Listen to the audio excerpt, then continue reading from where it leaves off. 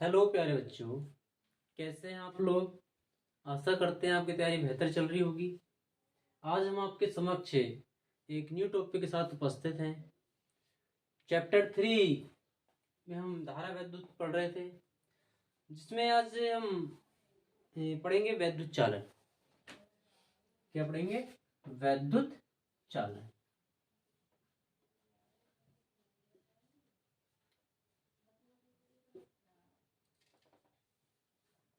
वैद्युत चालन। वैद्युत चालन क्या होता है? अगर कोई आवेशित कण, क्या होगा? कोई आवेशित कण एक स्थान से दूसरे स्थान को जब गति करता है या स्थानांतरित होता है तो उसमें क्या कहते हैं? वैद्युत चालन कहते हैं। तो इसकी डेफिनेशन क्या होगी? आवेशित कणों को एक स्थान से आवेशित कणों को आवेशित कणों को एक स्थान से दूसरे स्थान तक, दूसरे स्थान को स्थानांतरण, दूसरे स्थान को स्थानांतरण वैद्युत चालन कहलाता है। वैद्युत चालन कहलाता है। जब हम किसी आवेशित कण को एक स्थान से दूसरे स्थान तक स्थानांतरित करेंगे तो उसमें क्या होता है? वैद्युत चालन होता है। अब आवेश क्या करेंगे? गतिमान करेंगे, मतलब आवेश क्या करेंगे? गतिमान होंगे। तो जो गतिमान आवेशित कण होते हैं उन्हें हम क्या कहते हैं? आवेश वाहक कहते हैं। तो हम यहाँ पे एक पॉइंट और नोट करेंगे। क्या होगा? गतिमान आवेशित कण, गतिमान आवेशित कण कौन कहलाते हैं? आवेश वाहक कहलाते हैं। आवेश वाहक कहलाते हैं। गतिमान आवेशित कण आवेश वाहक कहलाते हैं। जब कोई आवेशित कण क्या होते हैं? एक स्थान से दूसरे स्थान को गति करते हैं, स्थानांतरित होते हैं, तो वह प्रक्रिया कहलाती है, वैद्युत चालन कहलाती है। और जो गतिमान आवेशित कण होते हैं वो कौन कहलाते हैं? आवेश वाहक कहलाते हैं। तो आपसे प्रश्न पूछ सकता है कि आवेश वाहक क्या होते हैं? तो वैद्युत चालन की स्थिति में जो गतिमान आवेशित कण होते हैं उन्हें हम क्या कहते हैं? आवेश वाहक कहते हैं। क्या होगी? क्या पूछेगा कि आवेश वाहक से आप क्या समझते हैं? आवेश वाहक क्या होते हैं? तो इसकी डेफिनेशन क्या हो जाएगी कि वैद्युत चालन की प्रक्रिया में जो गतिमान आवेशित कण होते हैं उन्हें हम क्या कहते हैं? आवेश वाहक कहते हैं। तो इसमें अब जो आवेश वाहक जो वैद्युत चालन की जो प्रक्रिया होती है वो द्रव अवस्था में होती है। द्रव अवस्था में जो होती है वो अम्ल क्षार, इसमें अम्ल क्षार अम्लीजन जल के विलीन में भी होती है। जैसे अम्ल क्षार के विलीन होते हैं, जैसे हमारा KOH होता है, इसमें भी वैद्युत चालन होता है। NaOH होता है, इसमें भी वैद्युत चालन होता है। NaCl होता है, इसमें भी वैद्युत चालन होता है। तो इसमें सब में क्या होता है? वैद्युत चालन होता है। NaOH हो गया, KOH हो गया, NaCl हो गया आदि। ठीक, तो इसमें वैद्युत चालन की प्रक्रिया होती है। इसमें एक टॉपिक आता है मुक्त इलेक्ट्रॉन। क्या आता है? मुक्त इलेक्ट्रॉन। अगला टॉपिक है इसमें मुक्त इलेक्ट्रॉन। मुक्त इलेक्ट्रॉन। तो मुक्त इलेक्ट्रॉन की डेफिनेशन में क्या होगा? जो पदार्थ होते हैं वो किससे मिलकर बनते हैं? सूक्ष्म कणों से मिलकर बनते हैं। किससे मिलकर बने होते हैं? सूक्ष्म कणों से मिलकर बने होते हैं। और सूक्ष्म कणों अर्थात हम कह सकते हैं परमाणु से मिलकर बने होते हैं। किससे मिलकर बने होते हैं? परमाणु से। और प्रत्येक परमाणु के केंद्र पर क्या होता है? धनावेशित नाभिक होता है। तो यहाँ पर जैसे हमने क्या बनाई, एक परमाणु लिया, इस परमाणु के केंद्र पर कौन होता है? धनावेशित नाभिक होता है। कौन होता है? धनावेशित नाभिक होता है। ये हमारा नाभिक हो गया और ये हमारा क्या हो गया? परमाणु हो गया। अब इस नाभिक में कौन होते हैं? प्रोटॉन और न्यूट्रॉन होते हैं। कौन होते हैं? प्रोटॉन प्लस न्यूट्रॉन होते हैं, प्रोटॉन प्लस न्यूट्रॉन होते हैं।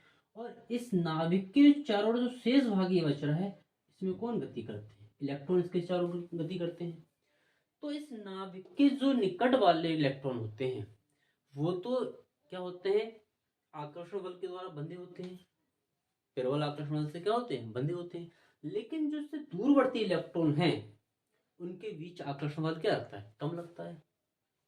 तो जब आकर्षण बल कम लगेगा तो जो पास वाले हैं इनके बीच तो प्रबल आकर्षण बल लग जाएगा, क्योंकि इस पर क्या होता है? धनावेश होता है, ऋणावेश होता है। लेकिन जैसे जैसे दूरी बढ़ती जाएगी तो इन पर जो बल है उसकी मात्रा क्या हो जाएगी? कम हो जाएगी।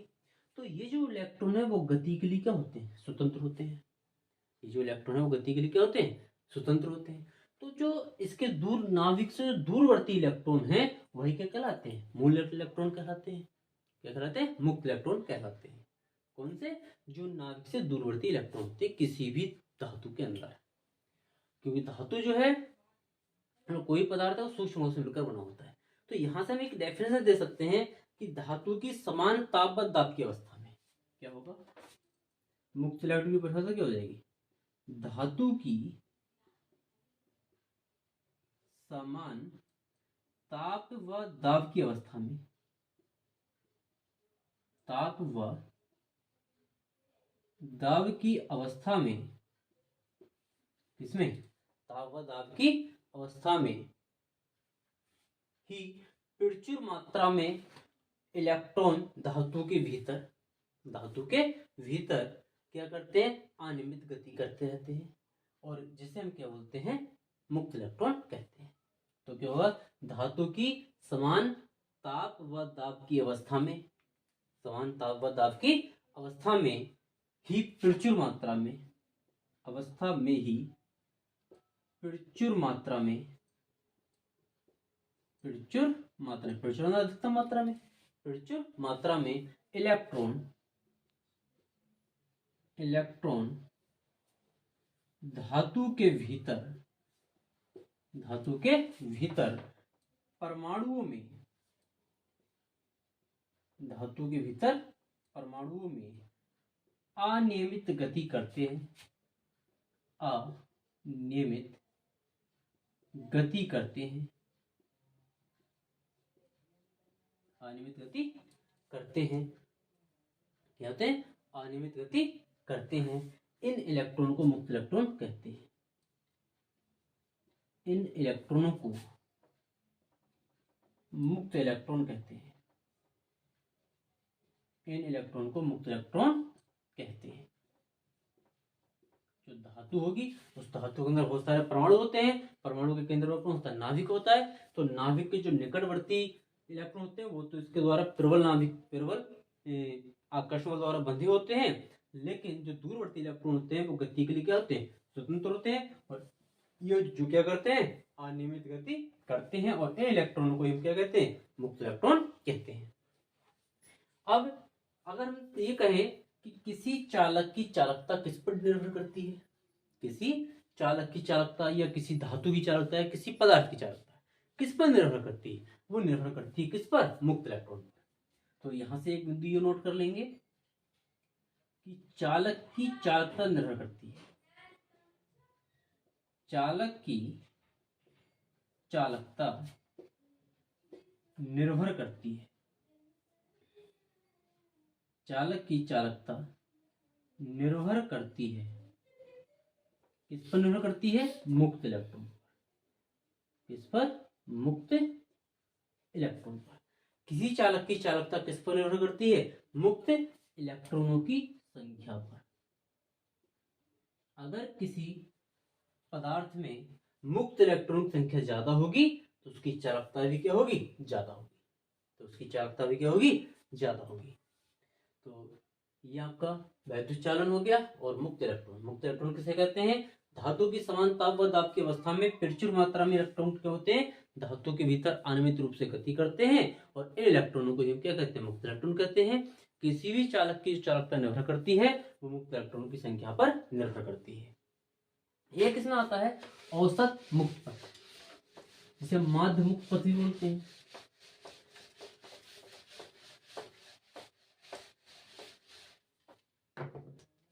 एक आता है इसमें औसत मुक्त पथ।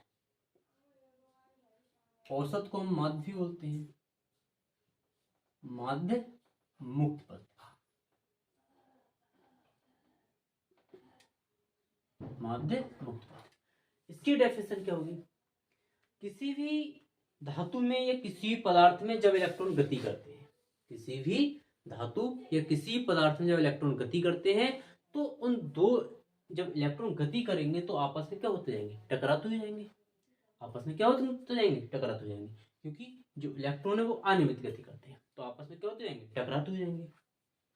तो मुक्त इलेक्ट्रॉन की किन्हीं दो टक्करों के बीच, मुक्त इलेक्ट्रॉन की किन्हीं दो टक्करों के बीच तय की गई औसत दूरी को क्या कहते हैं? माध्य मुक्त पथ कहते हैं।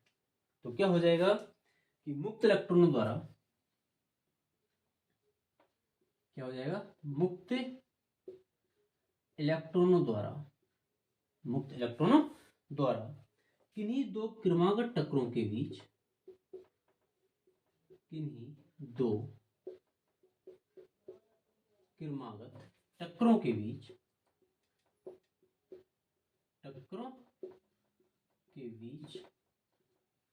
टक्करों के बीच तय की गई औसत दूरी को, के बीच तय की गई औसत दूरी को माध्य मुक्त पथ कहते हैं। माध्य मुक्त पथ कहते हैं। क्या हो जाएगा? जब किसी भी धातु में या किसी भी पदार्थ में जब इलेक्ट्रॉन गति करते हैं तो उनकी गति कैसी होती है? अनियमित होती है। तो जब अनियमित गति करेंगे तो आपस में क्या हो जाएंगे? टकराते हो जाएंगे। तो किन्हीं तो इलेक्ट्रॉन की टक्करों के बीच जो तय की औसत दूरी होगी वो माध्य मुक्त पथ के बराबर होगी। इसको किससे प्रदर्शित करते हैं? लैम्डा से। इसे लैम्डा से प्रदर्शित करते हैं, प्रदर्शित करते हैं, इसे लैम्डा से प्रदर्शित करते हैं। और इसका जो औसत मान होता है, मतलब इसका जो मान होता है वो 10 की पावर माइनस 9 मीटर कोटि का होता है। कितना होता है? 10 की पावर माइनस का 9 मीटर होता है। तो अगर आपसे पूछ ले कि किन्हीं दो मुक्त इलेक्ट्रॉनों के बीच का औसत मुक्त पथ कितना होता है, तो 10 की पावर माइनस का 9 मीटर लगभग में होता है। इसमें एक टॉपिक आता है श्रांति काल। क्या आता है? श्रांति काल। श्रांति काल, श्रांति काल क्या है? एक प्रकार का समय है, ये एक प्रकार का समय है, जिसे हम इंग्लिश में रिलैक्सेशन टाइम बोलते हैं। ये क्या? एक प्रकार का समय है। तो ये समय क्या होगा? जैसे कोई भी दो इलेक्ट्रॉन के आपस में टकराए, क्या हुई? दो इलेक्ट्रॉन आपस में टकराए, जब अनियमित गति करेंगे तो आपस में टकराएंगे। तो उन दो टक्करों के बीच, किन्हीं दो क्रमागत टक्करों के बीच का जो औसत समय होगा वो श्रांति काल कहलाएगा। क्या कहलाएगा? दो मुक्त इलेक्ट्रॉन के किन्हीं दो क्रमागत टक्करों के बीच का औसत समय क्या कहलाता है? श्रांति काल कहलाता है। तो इसकी डेफिनेशन इसी की तरह हो जाएगी, क्योंकि मुक्त इलेक्ट्रॉन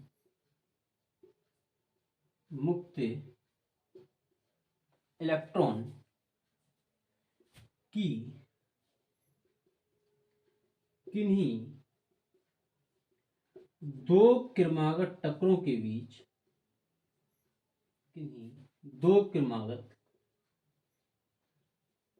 टक्करों के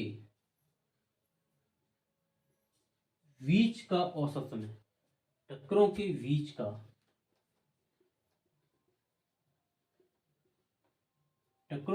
का औसत समय श्रांति काल कहलाता है।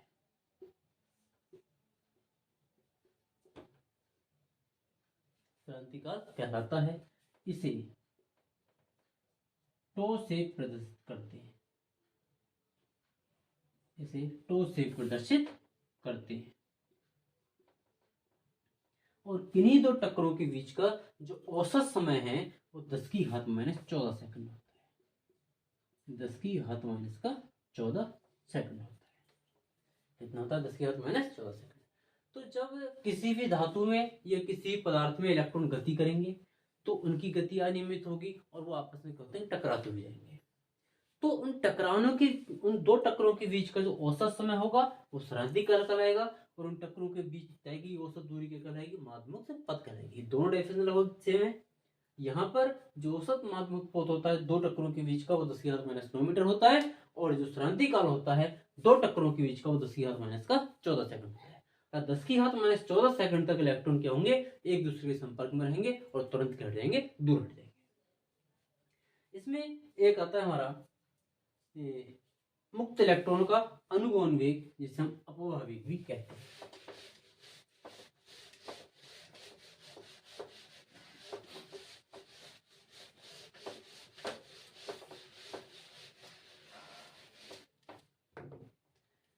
क्या है, मुक्त इलेक्ट्रॉनों का अनुगमन वेग।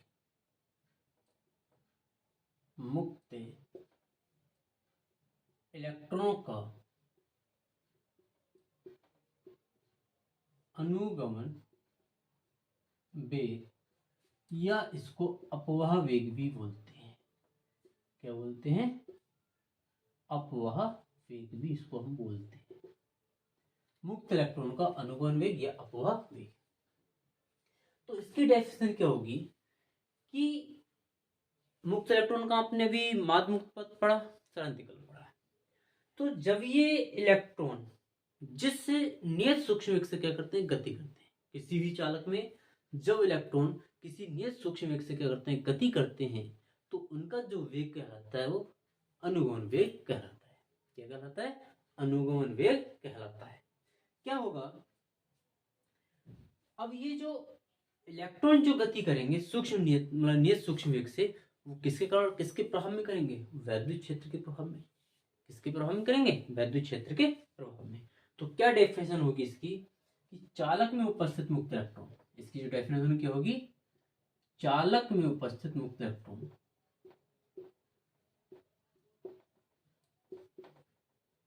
चालक में उपस्थित मुक्त इलेक्ट्रॉन चालक में उपस्थित मुक्त इलेक्ट्रॉन वैद्युत क्षेत्र के प्रभाव में। किसके प्रभाव में, वैद्युत क्षेत्र के प्रभाव में।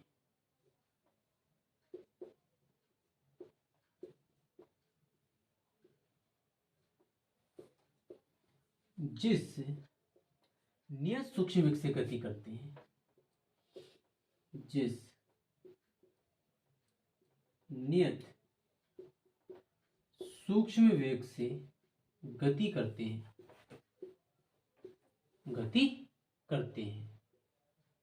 जिस नियत सूक्ष्म वेग से गति करते हैं मुक्त इलेक्ट्रॉन का, जिस नियत सूक्ष्म वेग से एक दिशाई गति करते हैं, एक दिशा में गति करते हैं,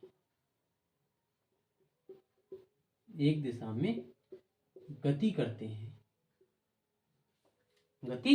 हैं मुक्त इलेक्ट्रॉनों का अनुगमन वेग कहलाता है। उसे हम क्या कहते हैं, अनुगमन वेग कहते हैं।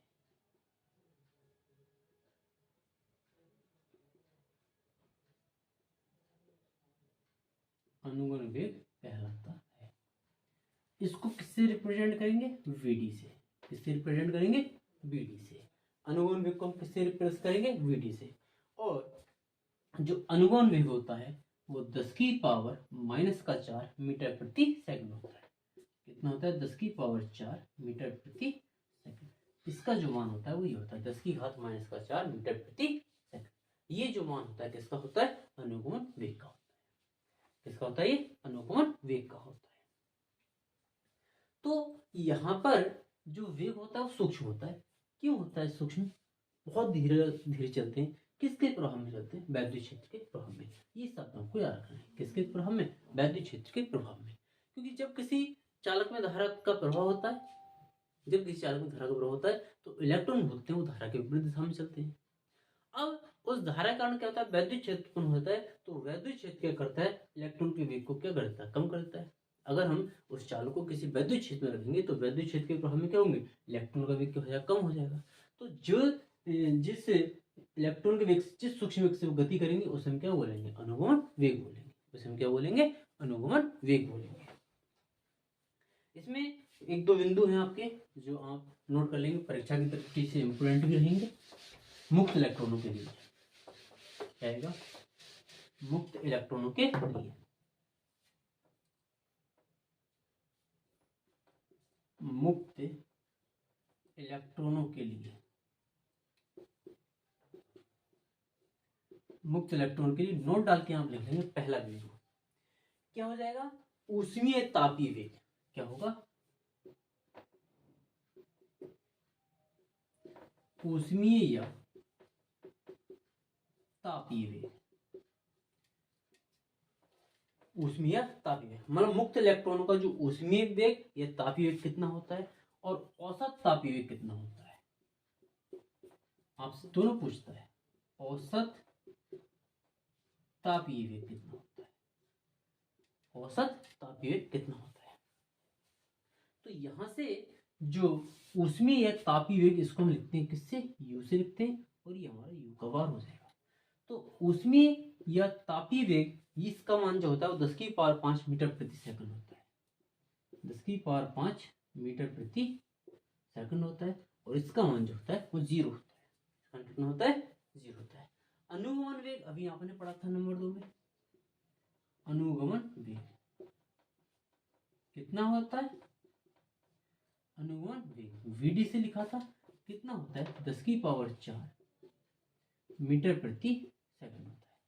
अभी आपने एक माध्य मुक्त पथ भी पढ़ा था नंबर 3, क्या पढ़ा था, माध्य मुक्त पथ पढ़ा था।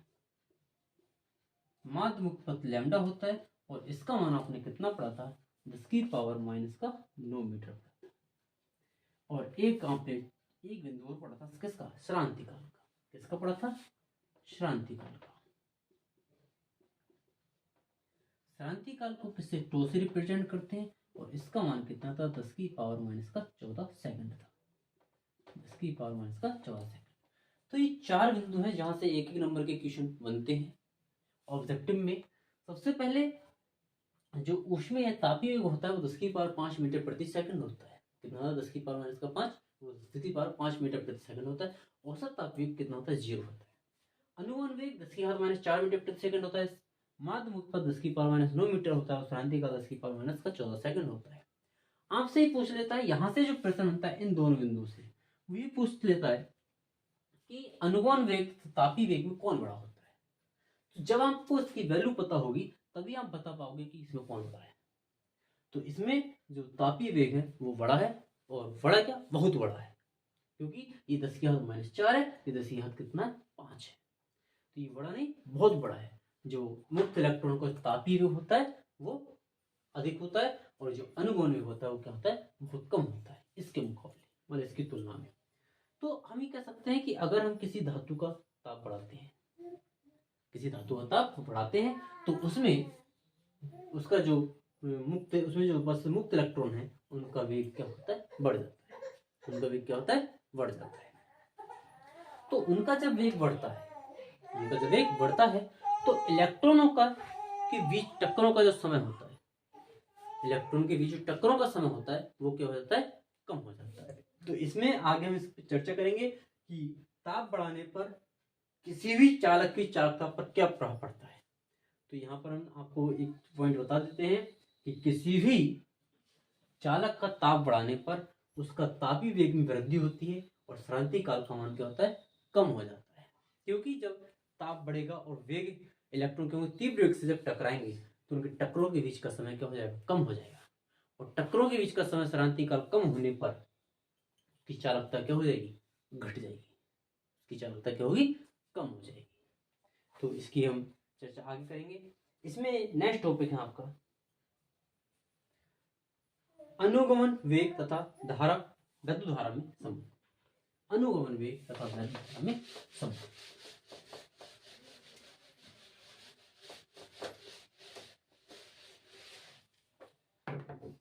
नेक्स्ट बिंदु है हमारा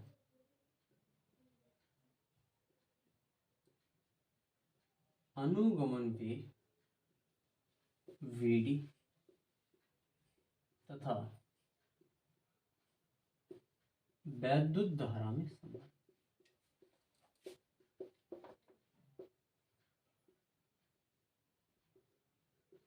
अनुगमन वेग तथा वैद्युत धारा में संबंध। अनुगमन वेग तथा वैद्युत धारा में संबंध क्या होगा, इसमें इसको समझेंगे। ये हमने कोई चालक बनाया,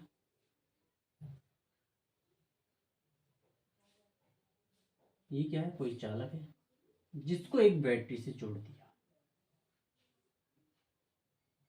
इससे जोड़ दिया, एक बैटरी से जोड़ दिया, इधर पॉजिटिव इधर नेगेटिव, तो यहाँ पॉजिटिव है नेगेटिव होगा। अब जब बैटरी से जोड़ेंगे तो इसमें धारा क्या होगी, धन आवेश से ऋण आवेश की ओर प्रवाहित होने लगेगी, धारा आई धन आवेश से ऋण आवेश की ओर क्या होगी, प्रवाहित होने लगेगी। तो इसमें जो वैद्युत क्षेत्र होगा उसकी दिशा हमारी ये होगी। अब अभी आपको ये बताया था कि जो इलेक्ट्रॉन होते हैं वो धारा के विपरीत चलते हैं। इलेक्ट्रॉन जो चलेंगे वो ऋण आवेश से धन आवेश की ओर जाएंगे, और यहां से क्या हुई, वैद्युत धारा का प्रभाव हुआ। तो इस वैद्युत धारा के कारण यहाँ वैद्युत क्षेत्र उत्पन्न हो गया। इस वैद्युत क्षेत्र क्या करेगा, इस इलेक्ट्रॉन के वेग को क्या करेगा, कम करेगा, लेकिन पूर्णतः नहीं रोक पाएगा।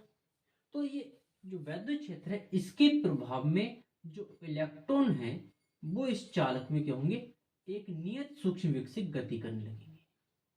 किससे, एक नियत सूक्ष्म वेग से गति करेंगे, जिसको हम क्या बोलेंगे, अनुगमन वेग बोलेंगे, जिसको हम क्या बोलेंगे, अनुगमन वेग बोलेंगे।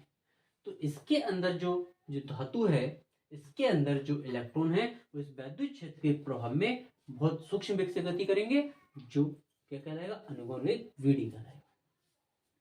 तो यहाँ पर मान लेंगे, माना एक चालक छड़ PQ है जिसकी लंबाई कितनी है, L है, लंबाई इसकी L है और अनुप्रस्थ क्षेत्रफल कितना है, A है।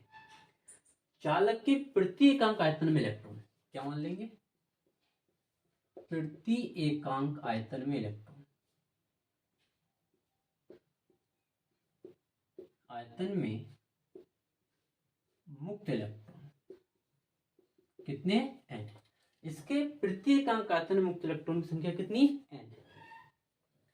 जब इसमें हम क्या लगाते हैं, विभवांतर V लगाते हैं, तो इसमें क्या होती है, धारा प्रवाह होने लगती है, तथा इस चालक के अंदर इलेक्ट्रॉन अनुगमन वेग VD से क्या करने लगते हैं, गति कर लेते हैं।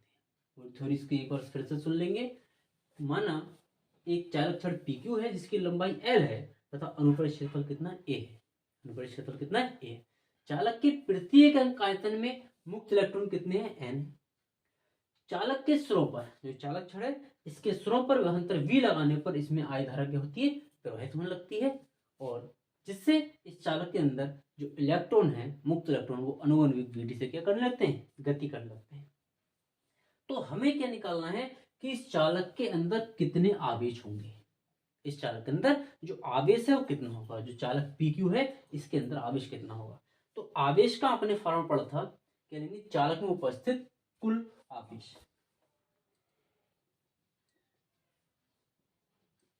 चालक में उपस्थित कुल आवेश।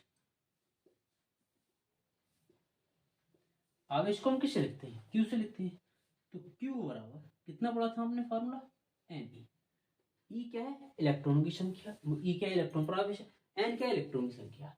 तो सबसे पहले हमें ये निकालना होगा कि इस चालक में इलेक्ट्रॉन कितने होंगे। तो उसके लिए सबसे पहले चालक का आयतन पता होना चाहिए। तो क्या निकालेंगे, चालक का आयतन,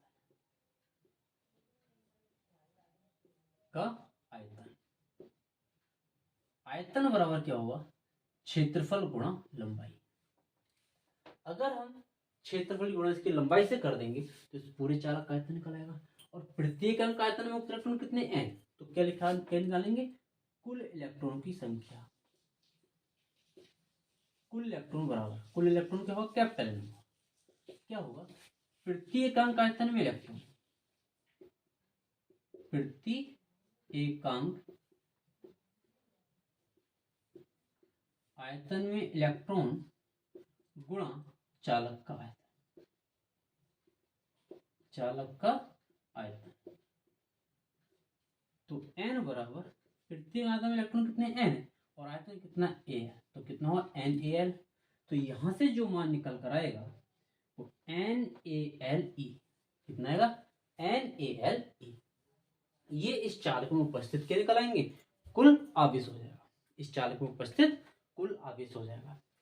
अब यदि क्या मान लेंगे, यदि इन इलेक्ट्रॉनों को बिंदु P से Q तक जाने में कितना समय लगा हो, T समय लगा हो, कितना समय लगा हो, T समय लगा हो, तब क्या लेंगे, यदि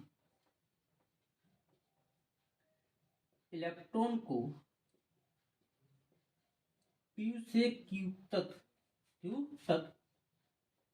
जाने में T समय लगा हो, T समय लगा हो, तब T बराबर समय बराबर कितना था, दूरी बटे चाल। समय बराबर कितना होता है, दूरी बटे चाल। तो यहां से यहां तक की दूरी कितनी है, L, और चाल कितनी है, VD। चाल कितनी है, VD। अब इसमें क्या निकाल देंगे, प्रवाहित धारा निकाल देंगे। क्या निकाल देंगे, प्रवाहित धारा I बराबर Q अपॉन में T। कितना होता है, I बराबर Q अपॉन में T। तो यहां से I बराबर कितना हो जाएगा, I बराबर Q का मान कितना है, NaLe अपॉन में T का मान कितना है, L अपॉन में VD। L से L यहाँ कैंसिल हो जाएगा, तो I बराबर कितना होगा, NaeVD। NaeVD। तो ये क्या हो गया, अनुगमन वेग तथा वैद्युत धारा में संबंध हो गया। इसको हम इस तरह से भी लिख सकते हैं, VD equal to I upon में NeA। ये क्या हो गया, अनुगमन वेग तथा वैद्युत धारा में संबंध हो गया। कभी कभी हमसे पूछ लेता है, यहाँ पे देख लेंगे बिंदु, ये तो अनुगमन वेग तथा वैद्युत धारा में संबंध हो गया। अनुगमन वेग तथा वैद्युत धारा में संबंध क्या हो जाएगा, यह है अनुगमन वेग तथा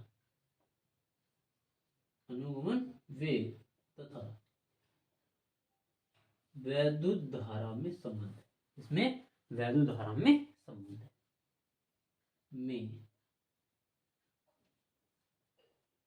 संबंध अब कभी कभी आपसे अनुगमन वेग तथा धारा घनत्व में संबंध पूछ लेता है, तो यहां पे क्या होता है, चूंकि आपने पढ़ा था धारा घनत्व J बराबर